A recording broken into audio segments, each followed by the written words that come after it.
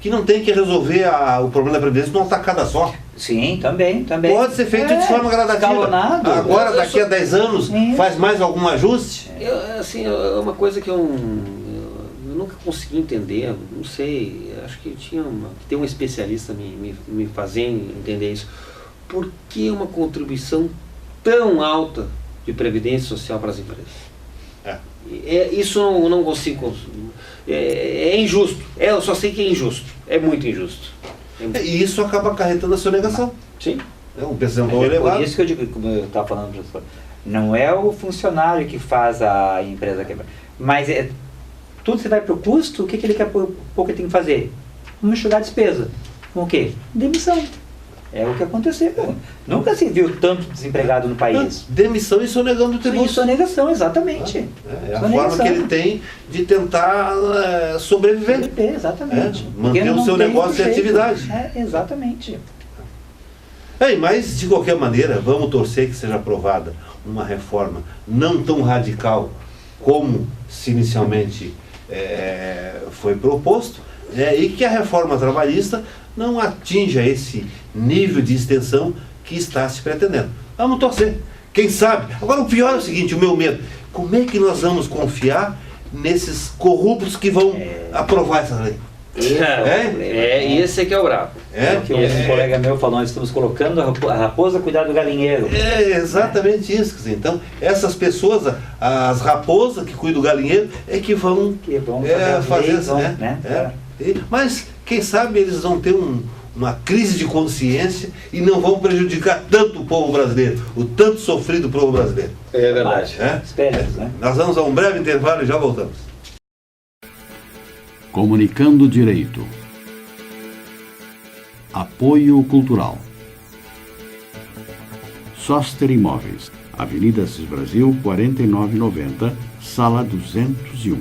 Telefone 3340-8143, Porto Alegre.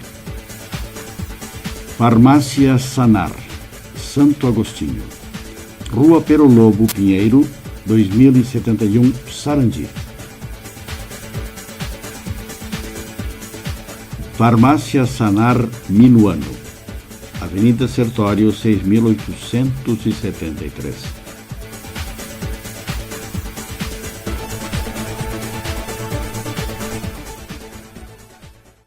Estamos de volta com o nosso programa da Confraria da Comunicação, Comunicando Direito, para o nosso terceiro segmento desse nosso programa. Lembrando aos nossos telespectadores que eles podem entrar em contato conosco para fazer sugestões através da nossa página do Facebook.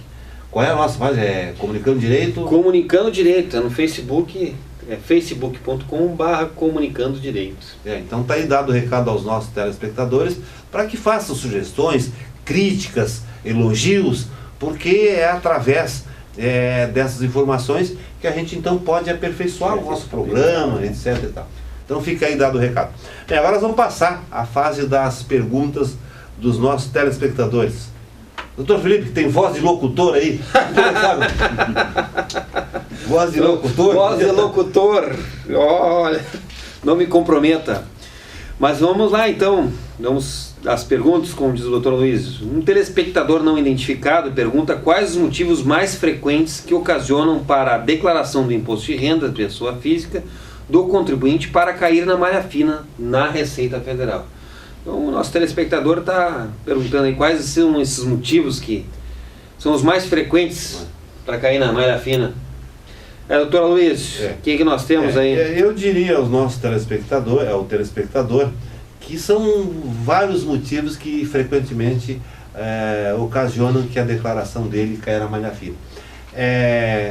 O primeiro deles é aqueles contribuintes que declaram um valor muito elevado de despesa médica, aqueles que têm uma imensidão de dependentes declarados, porque tem contribuinte que declara o filho, a sogra, a amante, e isso a Receita Federal, quando verifica que existem muitos dependentes, ou quando a pessoa tem muita despesa médica, Porque, via de regra, o contribuinte inventa lá uma despesa e que efetivamente não ocorreu.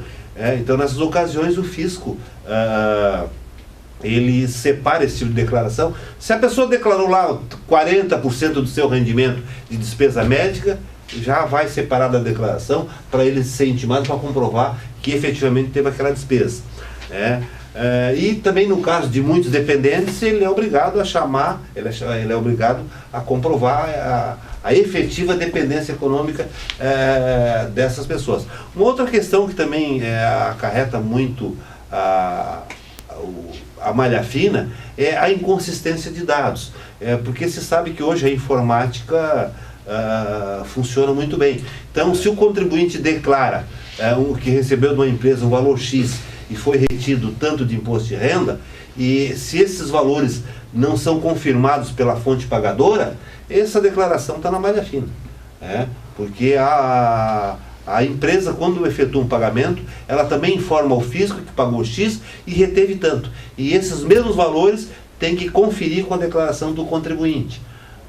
Então são os três assim principais fatores. E outros motivos são os equívocos, etc.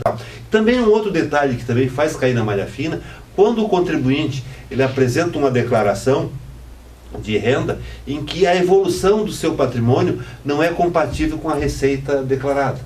Então, ou seja, a pessoa aumentou seu patrimônio em R$200 mil e declara que ganhou R$100 mil no ano.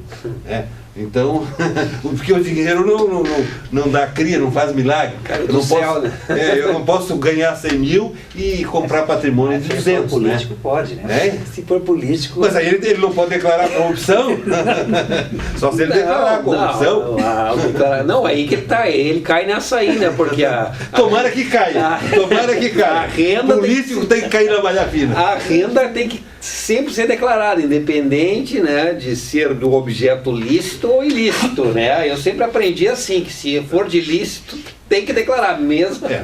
Aí eu diria então a esse telespectador que então é bom ter muito cuidado nessas questões que eu referi, porque se ele não comprovar essas inconsistências que aparecem na declaração de renda, ele vai ser sujeito a um auto suplementar de tributo e que a penalidade é violenta, 100% ou 120% em cima daquele valor que ele deixou de pagar. Então, por exemplo, se aqueles valores que vão ser glosados permitiram que ele não pagasse 10 mil de imposto de renda, ele vai acabar pagando mais de 20.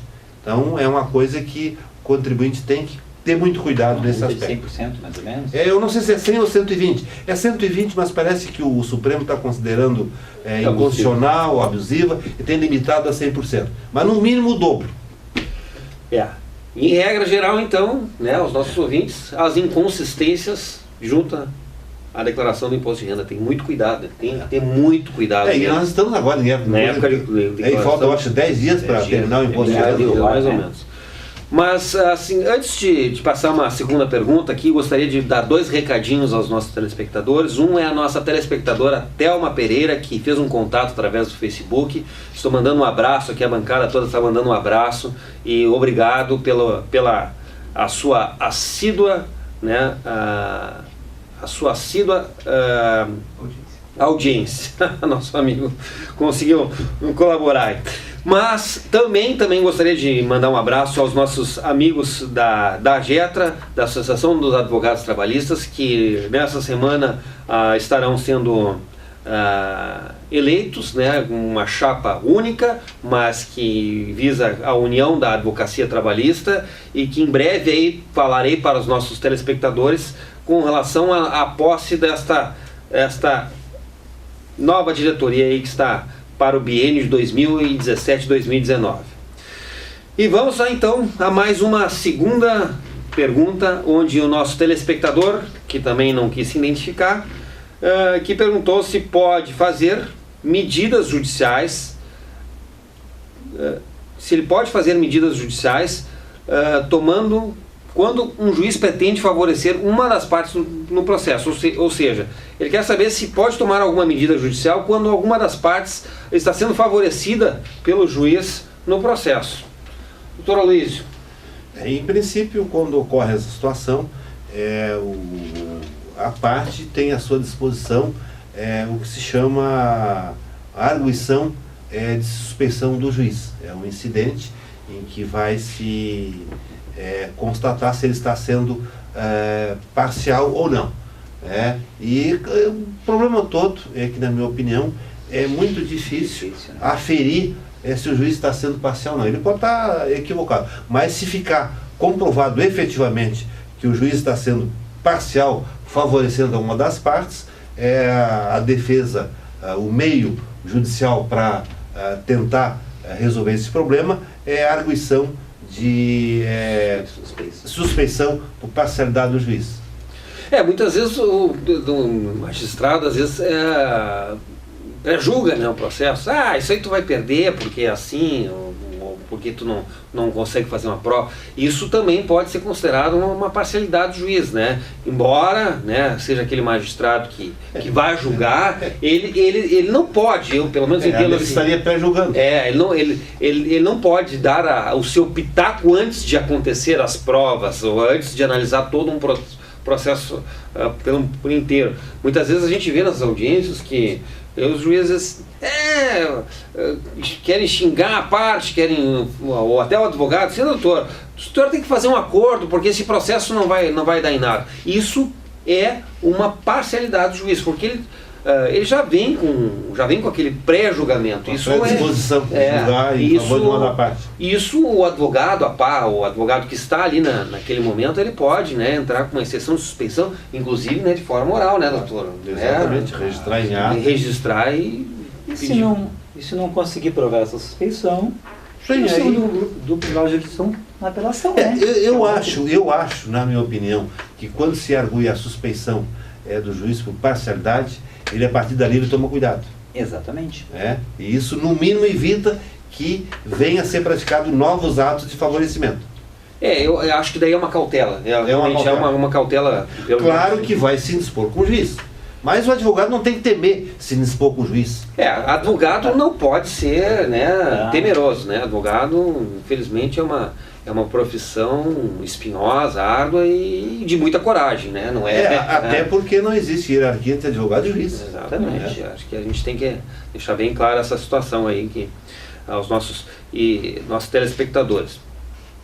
Até é importante esclarecer isso aí, que muitos dizem assim, o juiz é mais que o advogado. Não, o juiz é igual a promotor, a advogado. Sem juiz não há advogado, sem advogado não há juiz. Todos são hierarquicamente iguais perante a justiça, né? Sem advogado não se faz justiça, é muito importante, isso a Constituição Federal já nos diz isso.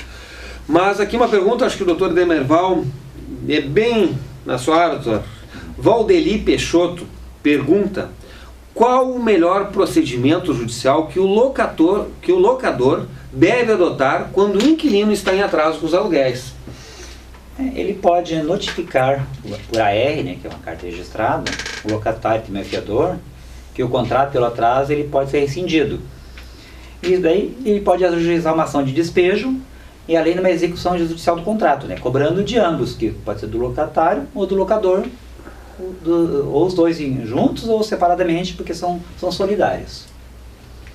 Eu complementando essa pergunta, eu diria o seguinte: qual é o melhor procedimento? Ele tem as duas opções: execução do título extrajudicial, porque o contrato de locação é o título executivo, ou ação de despejo por falta de pagamento. Agora eu pergunto o seguinte: o locador ele tem que fazer o seguinte exercício: me interessa despejar o inquilino?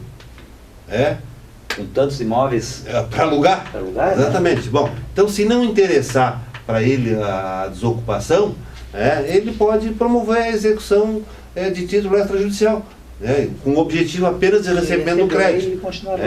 Agora, claro que se o atraso é contumaz, etc. e tal, aí ele pode então optar que a ação de despejo por falta de pagamento cumulada com a ação de cobrança. Exatamente. Ele pode fazer as duas hipóteses. Se ele despejar a pessoa, o imóvel continua com despesas, né? Continua assim, e depois tem o tempo que vai até realugar esse imóvel, etc. e tal. E como diz o outro, barco parado não ganha frete, né? O imóvel ficando desocupado não vai render nada. É aquele negócio, é a questão do horizonte, né? O que vai acontecer no horizonte? Se ele sabe que no horizonte vai ter condições de receber esse crédito, uma execução talvez seja melhor. Agora, se ele sabe que aquilo ali não vai... Não, mas se ela está funcionando, é fácil de receber. Se ele despejar, aí sim, aí não tem como. Quando vai para o despejo, literalmente já a coisa não... Já desbancou mesmo. A não ser que a empresa purgue a mora, né? Mas... Sim, essa é a questão do artigo da defesa. Vamos mais uma perguntinha rapidamente aqui para o nosso telespectador, que não se identificou. Ele diz que tem um empregado em benefício previdenciário e foi desligado do benefício há 60 dias. Pretende agora retornar ao trabalho. Pergunta se deve aceitar ou demitir o empregado. Doutora Luísio. Se esse empregado, se ele retornou de benefício previdenciário, que não seja acidente do trabalho, esse empregado ele não tem estabilidade no emprego. Se é o auxílio doença normal, ele então pode ser demitido.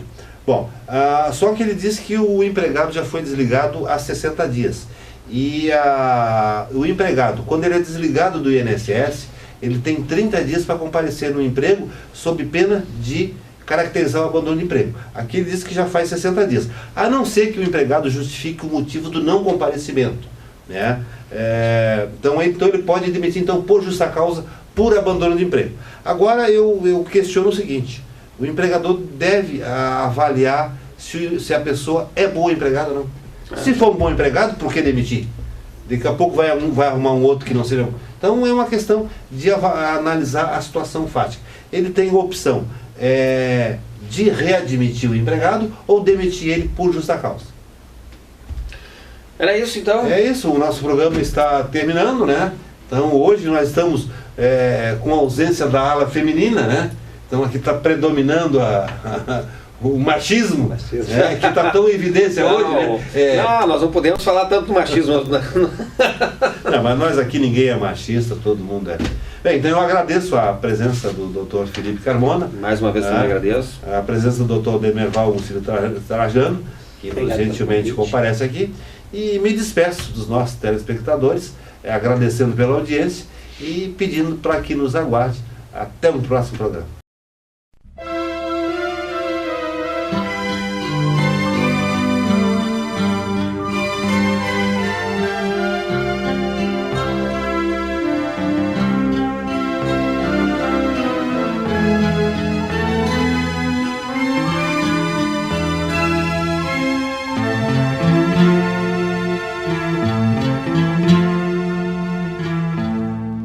Nessa colmeia povoeira, onde fiz arranchamento, amarro fletes de sonhos nos palanques de cimento. Vou bebendo nostalgias de sanga, pitanga e vento, sesmarias de saudade não cabem no apartamento. Sesmarias de saudade não cabem no apartamento.